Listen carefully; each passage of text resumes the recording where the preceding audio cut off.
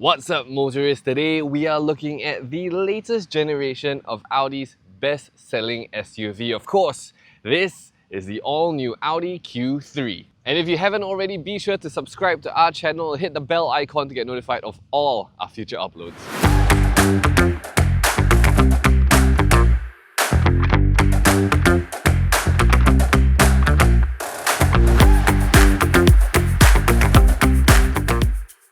Now, as you can see right from the get-go, the new Q3 has been given quite the makeover. It now has a much more modern and, well, digital, as Audi will put it, front face. Why do I say digital? Because of course we have the new daytime running lights with the digital light signatures. Now these are the DRLs, the headlight is actually down here, it's been separated. And like all the other new Audis nowadays, these do come with the new digital light signatures. You get 3 as standard and 4 if you upgrade to the optional Matrix LED headlights. Now further toward the front, you can also see the new 2D Audi logo. Now you find this on all of their new cars as well. Doubles up as the radar array for the ADAS and adaptive cruise control systems, which is a very neat way to do it. Well done, Audi.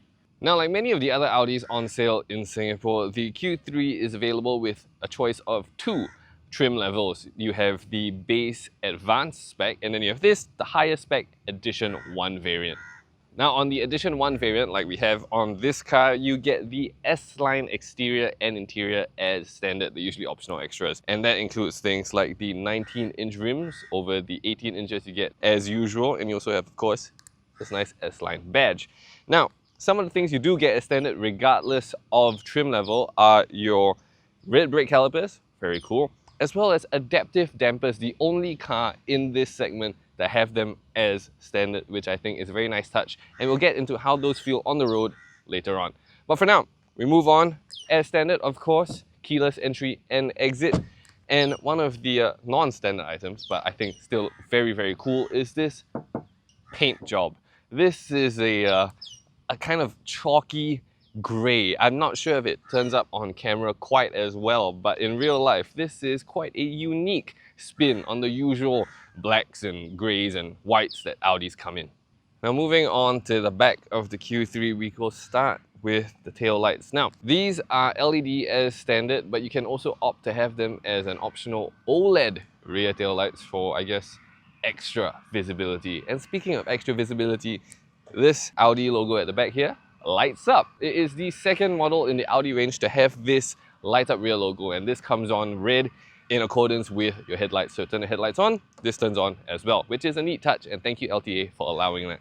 Now we come to the boot. Of course it is electric, so you just press on the button and it whirs open by itself to reveal 488 liters of boot space, which is more than enough for me to comfortably climb in, even though my bones and joints are wearier than ever. And of course, if I needed more space, I can always lower the rear seats to get up to 1,380 something liters of boot space.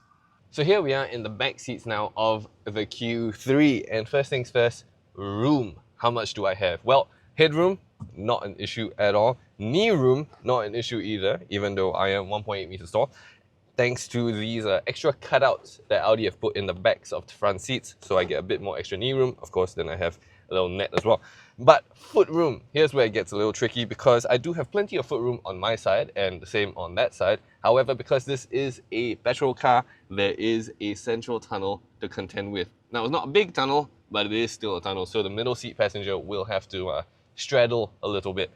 Thankfully, there is 3-zone climate control, which means I get air conditioning here at the back with dedicated vents, and if I'm in the middle seat, that of course cools my... Moving on. So we have 3 seats, very comfortable, clad in leather, and these benches are actually movable. You got this one on this side, and with the lever on the right side, you can move that as well to either maximize boot space or maximize passenger space. I think that is a very neat touch, and I think more cars should have that. Now we also have, of course, ISOFIX anchor points on both sides, so you can put your child seat back here, and if there's nobody sitting in the middle row, you can lower your armrest with a couple of drinks. So now this is the front cabin of the Q3. Now there are a couple of things here that are really important and I want to point out. The first is this. Now, when this first came out, this car, I should say, this was one of the press photos they first released, this new signal light cluster. And because Audi have moved the gear lever over to this side, the signal light cluster has now been moved to this side along with everything else. So your high beams, your wiper controls, windshield washers, everything is now on this. Now, when this came out, I remember people in the comments, people online, they were going, it's too complicated, Audi have, lost the plot, this is ridiculous. All you can shut up. It works perfectly fine. Everything is where you expect it to be in terms of the signals. It feels fine, it feels premium. And honestly, this is probably a better solution than having two stocks for not that very many different functions anyway. Now you can have your windshield controls on a dial, which you don't change very often because it's automatic wipers, you just leave it there. You got your high beams in the usual spot, and you got your windshield washers still here. What's there to complain about? I don't get it, and it feels nice and premium as well. So, that aside, what do you get? You get, of course, this huge panoramic curve display that's oriented towards the driver as well. You get your 11.9-inch digital gauge cluster, which of course you can adjust using the buttons on the steering wheel. And then you have your 12.8-inch main infotainment display.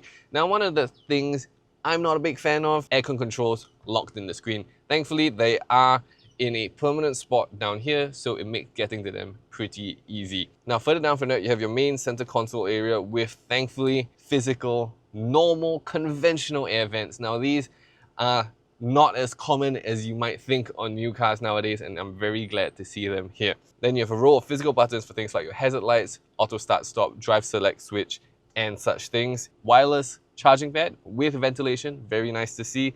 USB ports, cigarette lighter, media controls, cup holders, and of course, a nice cubby storage under the armrest.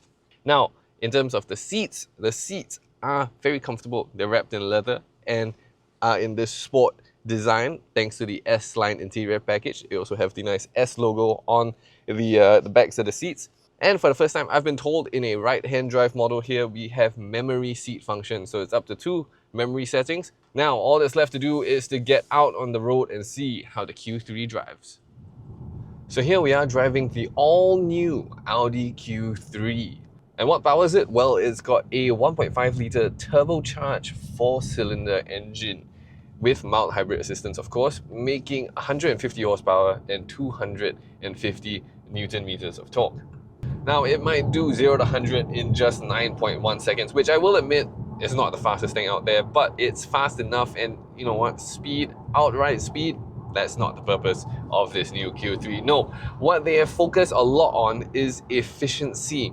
And this Audi is rather efficient. Now, official fuel numbers put it at about 15 kilometers per litre. And in my testing, well, I've not seen anything that would make me disagree with that claim.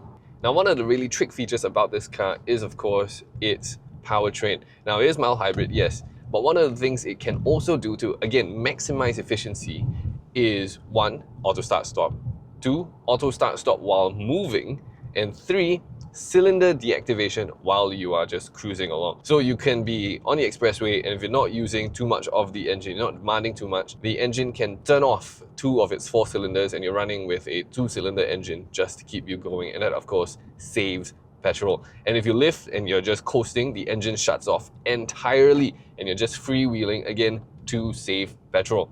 And of course, being an Audi, where it really shines is what I'm doing now, cruising on the expressway. We don't have the Autobahn so much here, but cruising on the expressway is a quiet, serene, easy affair, especially when you know you're being protected by Audi's full range of ADAS systems. And of course, I have my adaptive cruise control with driving assist, so the car can pretty much drive itself for me.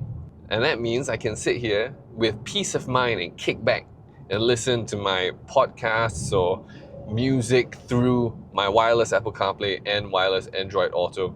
And this specific car, as standard, you get the new Audi self-built sound system, which is by itself already pretty good. You've got different sound profiles. You can choose concert, podcast, or make your own. And if you really wanted to, you can upgrade to the optional Sonos premium sound system for even more. oral pleasure. And should you want to do some dynamic driving, all you have to do is use the drive select switch and turn it into dynamic, and then the whole car you can feel stiffens up and gets a bit more eager, especially thanks to those adaptive dampers that I talked about earlier. It's a nice touch to have adaptive dampers at this segment, and of course, like I mentioned, it's the only car in the segment to offer it. So I think the Q3, well, it is a polished and refined product. The only thing I would really change is these touch-sensitive buttons on the steering wheel. But I know some people do enjoy these, so your mileage may vary. And speaking of mileage, I think, well, this is just a very nice place to do a lot of mileage in. And of course, being as efficient as it is, it'll save you money while doing so.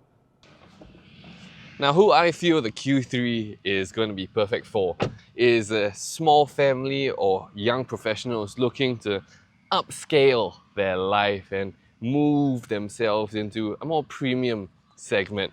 And I think the Q3 is the perfect gateway to do just that.